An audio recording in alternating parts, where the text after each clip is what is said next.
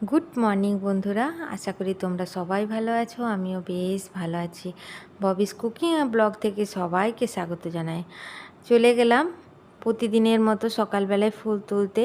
আর মনটা এত ভালো হয়ে যায় যখন ফুল তুলতে যাই বেশ বাগান বাড়িতে। আর এখানে আমার নিচে যে গাছগুলো রয়েছে সেখান থেকেই আমি ফুলগুলো তুলে নিচ্ছি। আজকে অনেকগুলো জবা ফুল ফুটেছে। আর বাগান বাড়ির জবা ফুলগুলো এখন ঠিকঠাক হচ্ছে না, একটু শুকনো শুকনো হচ্ছে। ওই গাছটাও একদিন শেয়ার করব। আর এই যে নয়নতারা ফুলগুলো প্রচুর ফুটেছে। সাদা ফুল, নয়নতারা, জবা ফুল সব একসাথে আমি তুলে নিচ্ছি। আর এই গাছটাতেও খুব অনেক ফুল ফুটেছে।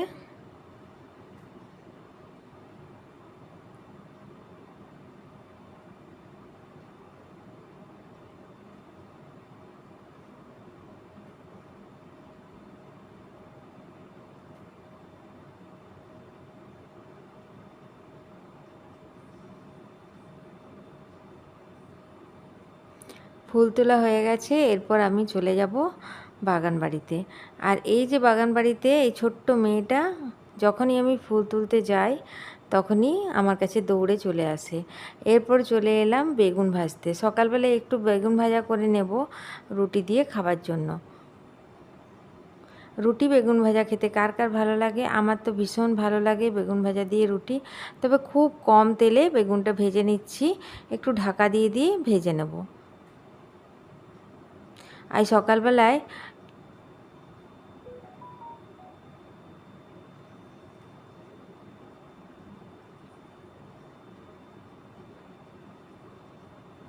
সেরকম কিছু আমার কাজ হয়নি এখনো পর্যন্ত।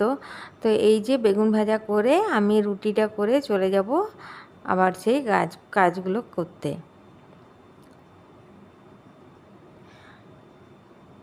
কাজ সেরে আমি স্নান টান করে জলখাবার খেয়ে চলে গেলাম মেডিসিনের দোকানে।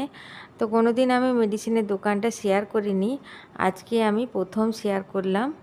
এই হলো আমাদের মেডিসিনের দোকান, এখানে আমি প্রতিদিন যাই। সকালবেলায় সব কাজ বাগিয়ে যেতে আমার মোটামুটি 10:30 11টা, 11টা 15 হয়ে যায়।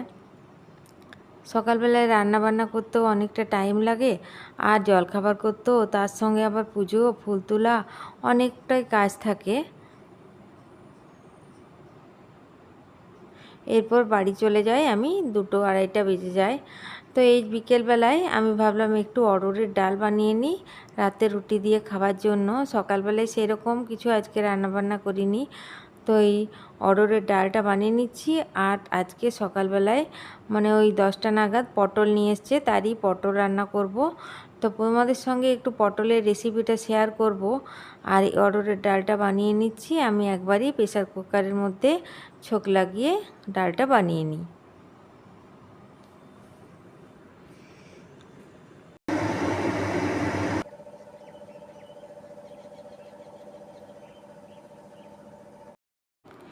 এইদিকে আমি ডালটা চাপিয়ে দিয়ে চলে এলাম চায়ের পর্বে।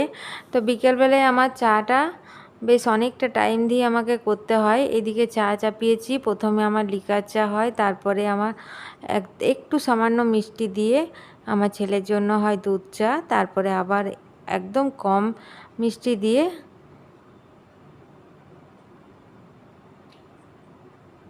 তোমাদের দাদা ভাইয়ের জন্য হয় দুধ চা।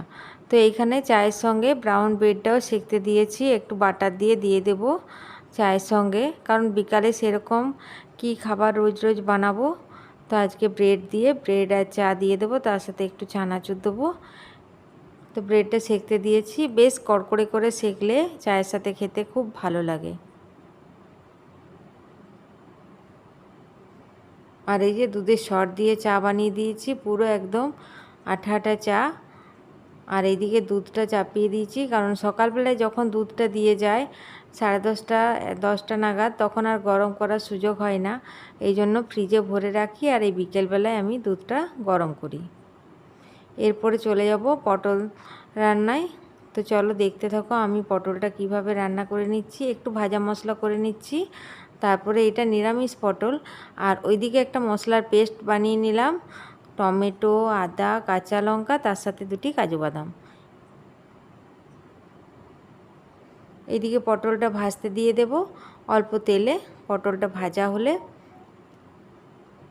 তারপরে মশলাটা কষিয়ে নিয়ে আর নুন, হলুদ, জিরে গুঁড়ো, ধনে গুঁড়ো দিয়ে পটলগুলো দিয়ে ভাজা মশলাগুলো দিয়ে দেব। তৈরি হয়ে যাবে সুন্দর স্বাদের একটা পটলের রেসিপি।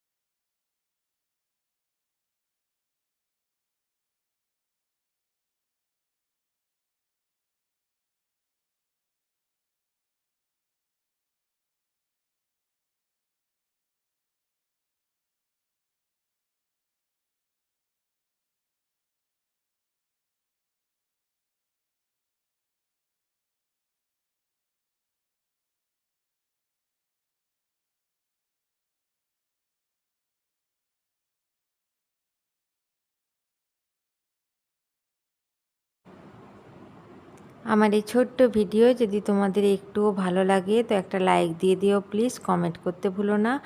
আজ তাহলে এখানেই রাখি বন্ধুরা, আবার একটা নতুন ভিডিও নিয়ে হাজির হব।